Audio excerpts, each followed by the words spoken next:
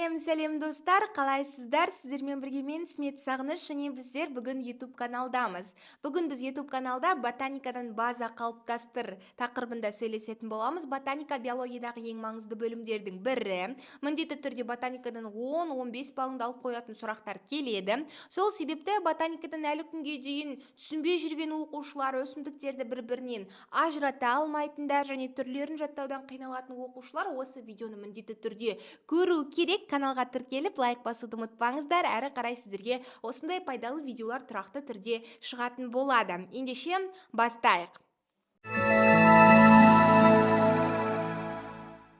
Бірінші, ботаниканы түсіну үшін өсімдіктердің өздерінің ұлпалары болатынын білу керексіздер. Өйткені қалай жануарлар жасушадан, ұлпадан, ұлпа мүшелерден, мүшелер жүйесі толықтай организмді құраса, тура сол сияқты өсімдіктерде де өсімдік ұлпалары, өсімдік жасуша бірігіп ұлпаларды, ұлпалар бірігіп өсімдіктің мүшелерін, сабақ, тамыр, жапырақ, тағы да басқа деген өсімдік мүшелері бірігіп өсімдіктің жүйесін, өсімдіктің мүшелер жүйесін, олар бірігіп толықтай өсімдіктің организмін құрайды екен. Енді өсімдік жасушаларының қарапайым жануар жасушаларынан айырмашылығын сіздер білесіздер. Өсімдікте хлоропласт болады, яғни пластиттер болады, хлоропласт, хромопласт, лейкопласт деген сияқты пластиттер өсімдіктерден басқа саңырауқұлақ, жануар деген патшалықтарға тән емес.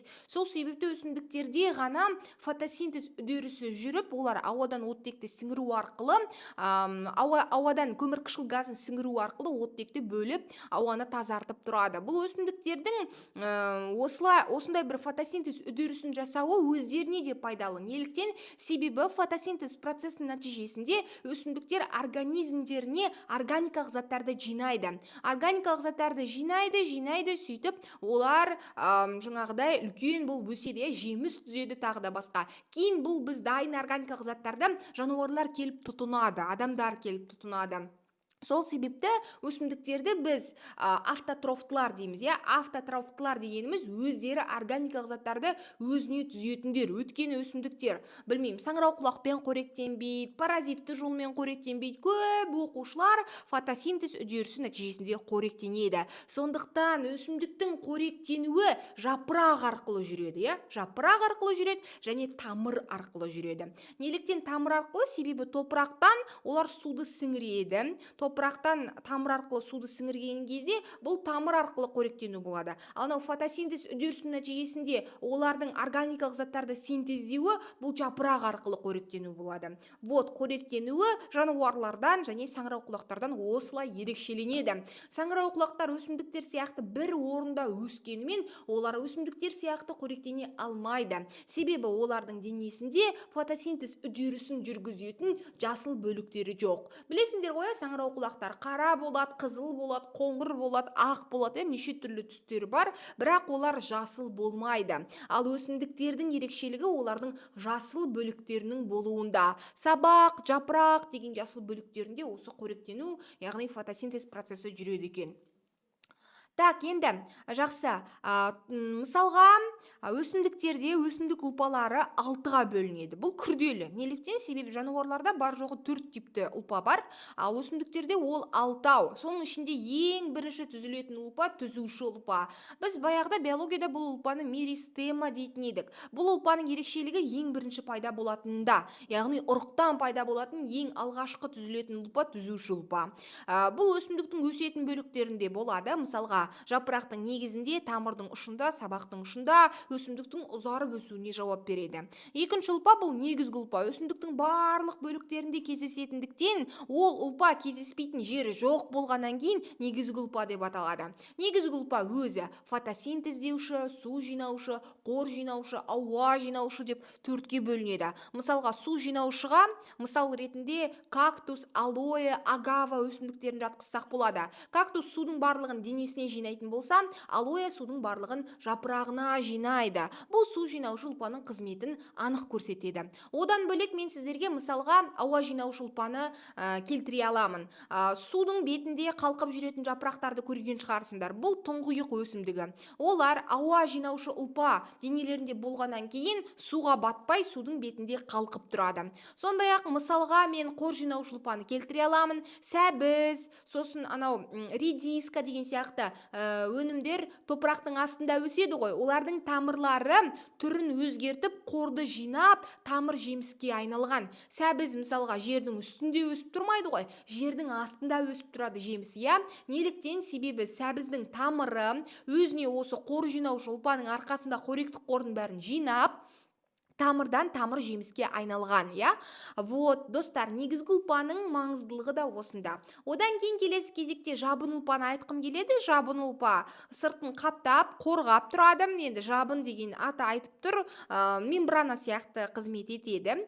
Келесі кезекте тірек ұлпасы. Тірек ұлпасы бөлінеді: склеренхима және калинхима деп. Көп оқушылар осыны білмейді. Тірек ұлпасының түрі жоқ деп ойлайды. Тірек ұлпаны біз басқаша механикалық ұлпа деп атаймыз. Мысалға, су өсімдігі балдыр, иә. Балдыр фотосинтез процесін жүргізетін өсімдік. Бірақ енді өсімдік емес, төменгі сатыдағы өсімдік. Бірақ балдыр өзінің денесін ұстай ала ма? Балдыр өзінің денесін ұстай алмайды. Неліктен? Себебі балдырдың денесінде тірек ұлпасы жоқ, механикалық ұлпа жоқ. Сондықтан ол суға шайқалып, теңселіп тұрады. Сол себепті қарапайым қызғалдақ, білмеймін, басқа да өсімдіктердің барлығы денесін четко ұстап тұрады. Бұл тірек ұлпасының болуында. Бөліп шығарушы ұлпа. Бөліп шығарушы ұлпа өсімдіктерден қажет емес заттарды бөліп шығарып жібереді. Хош иістердің, өсімдіктердің көбісі хош иісті бөліп араларды, бунақ денелілерді еліктіреді, иә. Бұл да бөліп шығарушы ұлпаның қызметі. Олар хош иіс бөледі, эфир майларын бөледі, шайырды бөледі, иә. Мысалға, апельсиннің сыртындағы қабығын сығатын болсаңыздар, эфир майын бөледі. Бұл бөліп шығарушы ұлпаны көрсетеді. Шірнеліктер, бөлінетін балауыз, шырыш барлығы осы бөліп шығарушы ұлпа. Анау, мысалға, өсімдіктер гүлдердің үстіне келіп аралар жаңағы жинап кетеді ғой, шірнеліктерді. Сосын ол балға айналады, иә. Бұл да бөліп шығарушы ұлпаның жаңағы бір мысалы ретінде қарастырсақ болады. Келесі өткізгіш ұлпа. Өткізгіш ұлпа бұл жер асты бөліктерінен өсімдіктің жер үсті бөліктеріне заттарды жеткізу үшін, және керісінше, мысалға, сабақтан төменге тамырға, или тамырдан сабаққа заттарды жеткізу үшін өткізгіш ұлпалар қажет. Өткізгіш ұлпа ксилема бізде топырақтағы биорганикалық заттарды тамырдан жоғарыға қарай сабаққа, жапыраққа жеткізу үшін, ал флоема жапырақтағы, сабақтағы жасыл бөліктердегі фотосинтез нәтижесінде түзілген органикалық заттарды тамырға жеткізу үшін қажет болады екен. Ал енді жүйелеп тастайық. Өсімдіктер екіге бөлінеді: төменгі сатылы, жоғары сатылы. Төменгі сатылы өсімдіктерге балдыр жатады және қына жатады, достар. Қына бұл симбиоздың нәтижесі. Жоғары сатылы өсімдіктер екіге бөлінеді: споралы өсімдік және тұқымды өсімдіктер. Споралы өсімдіктерге мүк, пылауын, қырық буын, қырық жапырақ, осы төртеуі жатады. Споралы өсімдіктерде тұқым жоқ. Сол себепті оларда аталық пен аналық жоқ. Олар спор арқылы көбейеді. Бірақ олар жоғары сатылы болып есептеледі. Келесі, тұқымды өсімдіктер екіге бөлінеді: ашық тұқымды, жабық тұқымды. Ашық тұқымды шырша. Ашық тұқымды өсімдіктерде олар ағаштар. Олардың гүлі жоқ. Олардың тұқымы жасырынып тұрмайды гүлдің ішінде. Олардың тұқымы ашықтан ашық жатады. Сол себепті ашық тұқымды өсімдіктерге гүлі жоқ өсімдіктер, яғни ағаштар, емен, терек, қайың деген заттар, осылар ашық тұқымдыларға жатады. Жабық тұқымдылар бізде даражанақты және қошарнақты болып екіге бөлінеді. Даражанақтыларға астық тұқымдастар, пальма, банан және лалагүл, қызғалдақ деген сияқты әдемі гүлдер жатады. Осылай тұқымдастармен жаттайтын болсаңыздар оңай. Қошарнақтыларға бізде барлық көкөністер мен жеміс-жидектер жатады. Бананнан басқа, банан ғана астық тұқымдас жаңағы даражанақтыға кіріп кетеді. Ал қалған көкөніс пен жеміс-жидектердің барлығы бізде қошарнақтылар, қошарнақтылар. Осылай, достар, өсімдіктерді мен сіздерге көрсеткенде жүйелеп алатын болсаңыздар, ешқандай қиындығы жоқ. Егер де сіздерге ботаника, анатомия, генетика, биология сабақтас ғылымдар, жалпы биология қиынға соқтыратын болса, онда сіздер дұрыс жерде оқып жүрген жоқсыздар деп айтқым келеді. Себебі биология әлемдегі ең оңай пән, және биологияны қызықты қылып түсініп алу өте оңай. Сондықтан мен сіздерді биологияны менімен бірге оқуға шақырамын. Егер ұлттық бірыңғай тестілеуге дайындалып жүрген 10-11 жүріп болсаңыз, немесе биологиядан деңгейін көтере алмай жүрген оқушы болсаңыз, осы байланыс номерге хабарласып, WhatsApp арқылы шығып, курсқа тіркеле аласыздар, достар. Курста бұдан да көп қызықты ақпараттар және бұдан да көп қызықты мысалдар болады. Мені тыңдағандарыңызға рахмет. Келесі кездескенше аман сау болыңыздар.